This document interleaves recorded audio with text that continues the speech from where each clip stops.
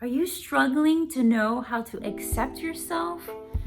Boy, I think that is something that I've always struggled with my whole life, and I finally figured out how to begin to really love and accept who I am. Before we dive into that, I'd like to invite you to subscribe to my channel. There are other videos that I've put out, and I'm also on Instagram, so I invite you to come visit me on Instagram. Let's get right to it. So how do you love and accept yourself? I'm gonna just say it all starts with emotions. How well are you connected to your emotions? And that is gonna be the key to this whole thing, okay? So I will just share some of my experiences on how I didn't feel good enough. See, there's this thing about me that is highly sensitive. I can almost feel other people's thoughts. And I'm in the process of really learning and discovering my feelings. Like, are these feelings that I'm feeling based on how I feel and think about myself, or am I picking up someone else's frequency? Because the people that you hang out with or the people that you work with have a certain energy. They're vibing at a certain, they're living their lives at a certain frequency, right? Our emotions have so much power, our thoughts have so much power. And so I'm discovering that although I can feel very empowered and very secure of myself, very sure of myself, and I love myself, I believe in myself, I'm my own best friend. Well, not everyone is going to feel that way about me, which is fine, right? We're not here to please everyone, and not everyone is going to like us. That is just a general rule. It's just the way life is always going to be. Someone's always not going to like you. And you can pick up on that vibe. You can pick up on that energy, because energy doesn't lie, right? Like, people can be saying certain things. They can be looking at you in a certain way, like they can be smiling at you. But on an energetic level, on a spiritual level, your spirit knows what is happening in the spirit of another person. And it's just things that we just subconsciously know. It's these gut feelings that we get, this intuition that we get about situations and about people. So because I've become aware that I'm highly sensitive of other people's feelings or thoughts and opinions about me, it used to kill me. It used to drag me down, and it used to make me become such a people pleaser. Like, I know this person doesn't like me, and I'm gonna do it. I'm gonna do everything in my power to make sure that this person's opinion changes. And so I would go above and beyond to make other people happy so they can like me, because I just felt like, they don't even know me, so they have no reason to not like me. And I took that very personal, when in fact it just is what it is. And a lot of times people may not like you, and it's not probably, like, it's not even about you. It's more about what's happening inside of them. Is something that's making them unhappy and uneasy about their lives, and you are just the trigger. I'm going to say that again. It's not anything personally about you. A lot of times it's just you are a reminder of something that they lack. You are a trigger of a memory, of a samskara. I'm sorry if I'm pronouncing that wrong. It's a yogic term in the ideas that we already built up in our head, the opinions, the feelings that we define. And so therefore, everyone with blonde hair, example, everyone with blonde hair, and if it's a woman and my ex was a blonde haired girl, then all blonde haired girls are going to hurt me, because that's what my ex did. So that's just a quick example of what I mean about the sanskaras. I'm so sorry if I'm mispronouncing that wrong. So we're just triggers, right, of people that remind people of things or people or situations that make them feel bad. And so therefore we're like this, like, just like we're like the punching bag in a sense, right? And so if you're a highly sensitive person, perhaps you're an empath, or you might think you're an empath, or it doesn't even matter. The labels here don't matter at all. You're just highly sensitive to people's opinions. Well, the way that I've been able to find balance within this is I sit with the emotion. I talk to myself. Sometimes I'm driving home and I'm like, Jen, what happened? When you arrived at this place, you were great, you were feeling wonderful.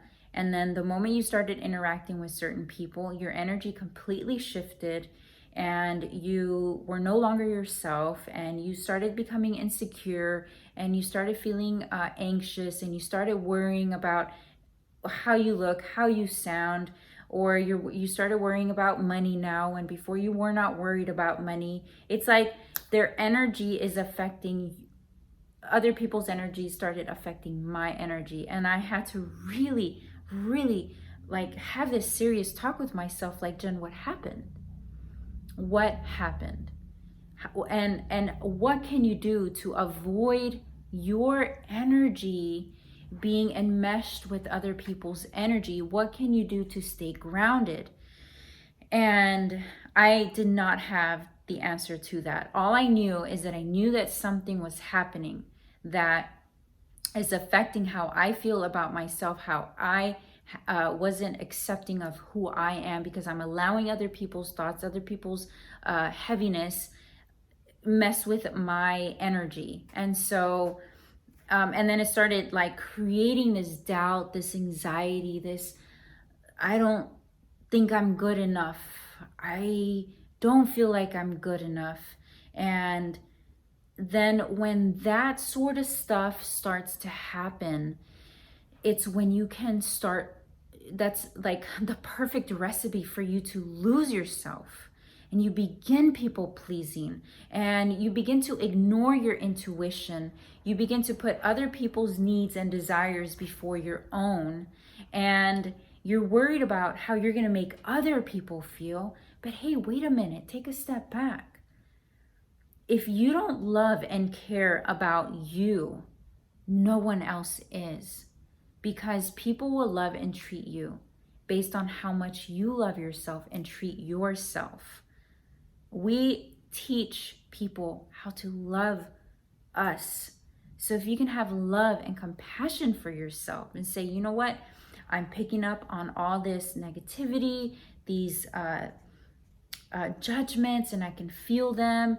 And you may not even, you don't even have to know whether they're coming from you or you're picking up the energy from other people. Just the fact that you're not feeling good. Let's start there. Okay, it doesn't matter how you got there. The fact is, you don't feel good enough. You don't like who you are. You don't know if it's coming from you. You don't, like, this whole energy thing is all enmeshed. Like, you don't know where your bubble is. You don't have your boundaries yet. That's a-okay. The fact is that you don't feel good about yourself. Well, let me just tell you, this is what I started doing to begin to fully step into my power and love myself, and being okay with other people not liking who I am. I would have these conversations with myself and say, all right, Jen, these people may not like you. That's okay. Now, what I used, and then I just kind of sat with that feeling. And let me tell you, it's a really crappy feeling. OMG, it is like, I just want to throw up type of feeling. It's like this emptiness, like right here in my stomach, like just all this, right? And it makes sense, like our power, our chakra, our solar plexus, where you know, the pit of our stomach, where our inner power lies. And you're losing your power when you're not accepting of who you are, and you are allowing other people to drive that part of your life. And so I just sat with this gross feeling in the pit of my stomach, and I just allowed myself to sit there as long as I had to. It's almost like you're feeling nauseous, and you are allowing yourself to feel nauseous until the feeling starts to go away. Now, sometimes I will sit with this feeling, and I will meditate, and I will just allow it to be there. I won't suppress it like I used to. I used to suppress it. I used to suppress it by getting on my laptop, and now I'm going to get to work, or I'm going to start cooking, or now I'm going to start doing the laundry, or I'm going to text back my friends that I haven't texted back yet, or whatever. I would find something else to do or to think about. And I would not want to feel this, and much less I would not want to voice this feeling, because I had this idea in my head that if I allowed myself to feel it, then it's true that I'm not good enough, that I shouldn't accept myself. If I spoke about it, then that meant that it was true. Because this idea that I had in my head was, whatever you think about and whatever you say is going to come to fruition, because where you put focus is where you're going to put energy, and where you put energy, you're going to manifest. Well, it doesn't always work that way, because if you keep suppressing it, it's always going to live inside of you, and therefore you're going to be attracting things and situations that is going to continue to make you feel not good enough, and you're not going to accept yourself.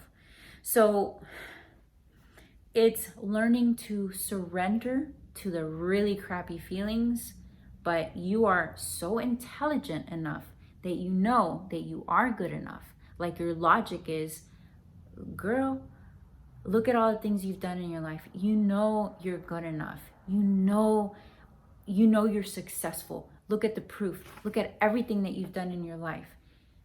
Or that was a girl example. Like, if you're a dude, it's like, hey dude, come on, man. Look at all the great things you've done in your life. Not everyone's going to understand that. Not everyone's going to accept that. But do you accept that? Do you understand that?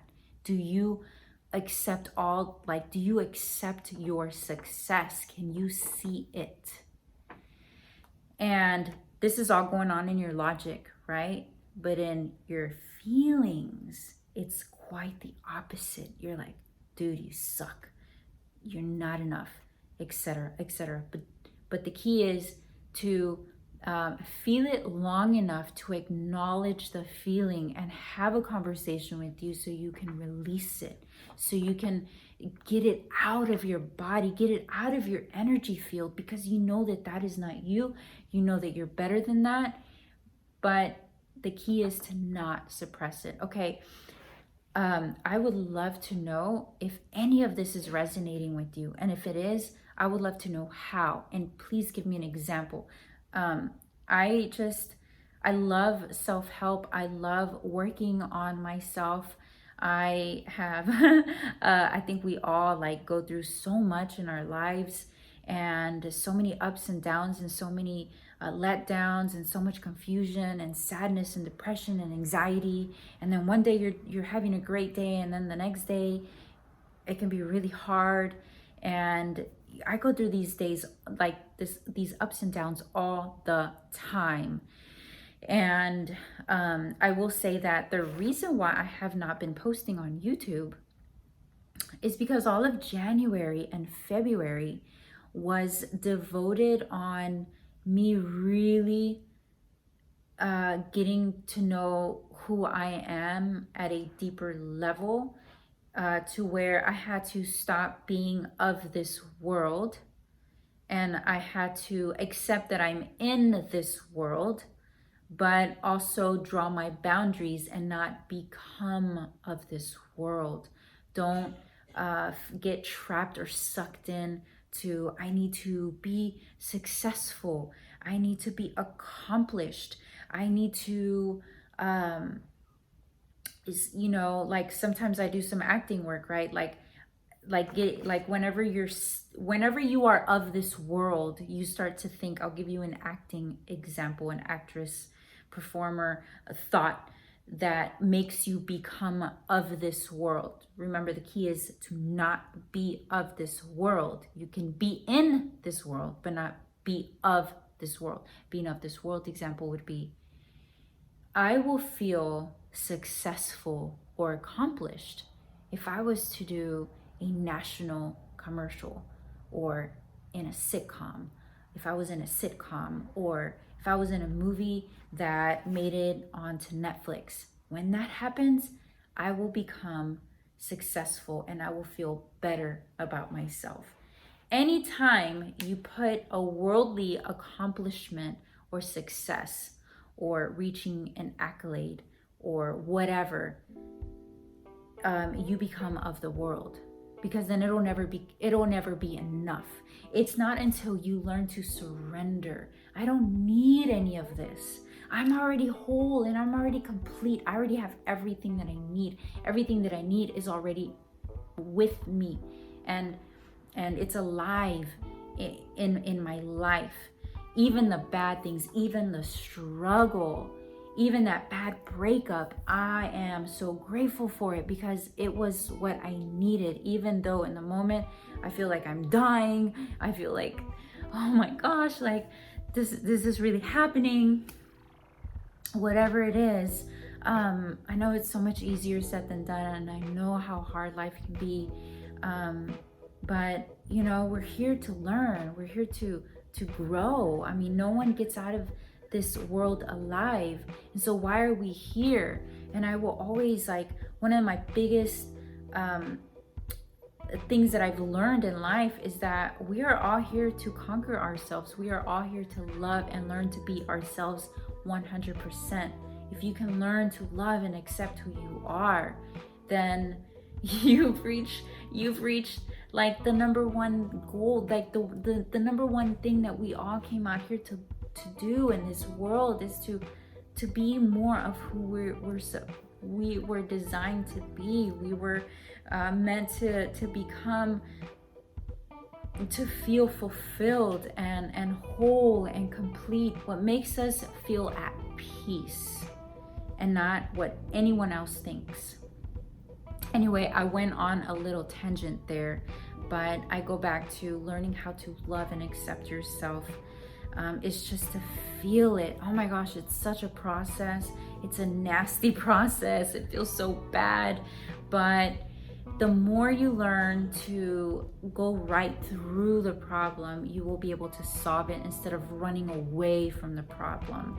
And yeah, it's sometimes gonna take feeling really guilty. Sometimes it's gonna take a lot of tears, a lot of looking at yourself in the mirror, and it's just not easy work. But this is what doing the inner work is called. Do the inner work, set yourself free, and your life will start to turn around. So I invite you again to subscribe to my channel. Hopefully I'm able to upload more videos on a weekly basis. Like I said, I had to really go on a hiatus there to really get in touch with myself all over again. Come visit me on Instagram. I am more active on Instagram than any other social media platform at the time. And yeah, I hope you're having a great day, and I hope that you got something out of this video.